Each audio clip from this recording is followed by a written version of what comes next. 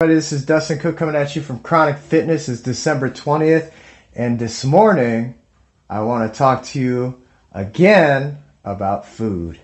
Now, last time we talked about how people diet plan and they do meal planning according to a goal for their health or their fitness or weight loss. And today I want to talk a little bit about a category about food that is everyone's least favorite thing to put inside their mouth, which is vegetables. And I will want to preface this by saying that protein is the most important macronutrient that you can put in your body. But then after you get a solid protein source and enough of that on the daily, the next thing you really need to focus on is vegetables. If you dive into the science, every diet fad, every thing you can Google if you Google what is the best food for heart health or what is the best food for skin, 9 out of 10 times you're going to find some type of reference to a vegetable. And the reason for this is because vegetables are the most nutrient-rich foods on the planet. There is such a large variety of vegetables on the earth, and they can be used for just about anything you can imagine for the human body, for taste, for cooking, for seasonings. The list is on and on. Vegetables are very low in calories, so if you're trying to lose weight or if you're just worried about getting fat, vegetables are almost like free food, and they're just so versatile.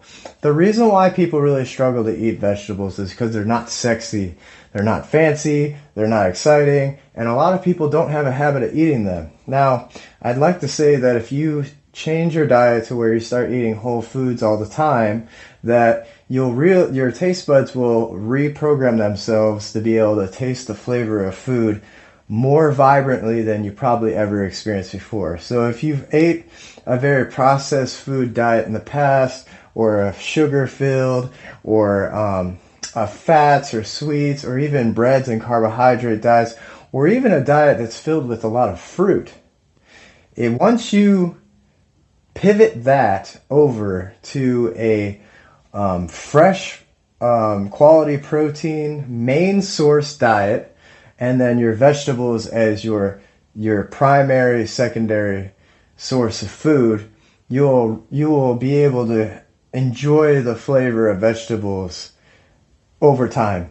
And it will get to the point where you will be able to eat vegetables raw and enjoy them. And it'll be something you actually no longer dread, but actually start to enjoy, because you'll feel the changes in your body where you're feeling healthier, you're feeling lighter, you're feeling stronger, and everything is working better because you've added this component that your body was craving for this whole time, which is vegetable sources in your life. Vegetables really provide all the vitamins and minerals and fiber that your body really needs to survive and function properly.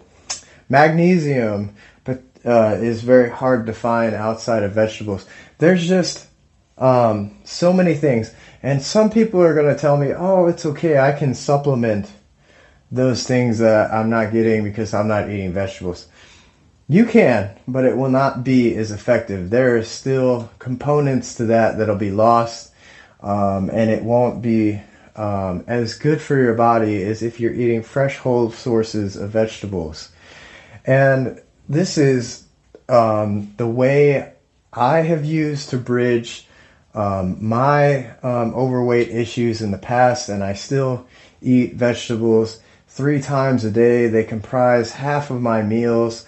And I don't even barely touch fruit, and I don't even touch carbohydrates because it's not necessary. I'm getting a completely nutritious daily value of my vitamins, minerals, proteins. All my nutrients are coming from food just because I'm sitting there and eating protein and vegetables on the daily basis.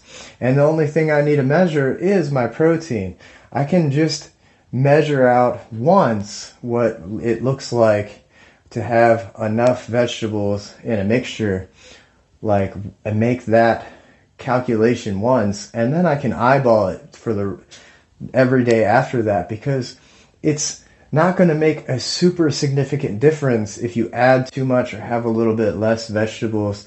As long as your focus is on protein and vegetables, you're going to be in a really good position and you're going to make progress regardless. Unless you're going to the extremes where you're trying to get super, super lean or super, super muscular, if you're just trying to be healthy, those two things in place are going to bring you success in your journey. And if you're not a vegetable eater, find the vegetables that you even kind of like and start there. So if you like carrots, you like broccoli, you like peas, you like tomatoes, which I know some people are going to say technically is a fruit. Doesn't really matter. Start at the stuff you already like to make it as easy as possible, and then add on later to that, so you can get into this habit of eating vegetables frequently every day. And I suggest you start reducing the amount of carbohydrates that you're intaking, because most carbohydrates are calories, maybe some fiber, and a little bit of vitamins and minerals, or they're processed. They have gluten, which, by the way, science has really proven that gluten is something that we were not built to be tolerating. But that's a whole nother conversation.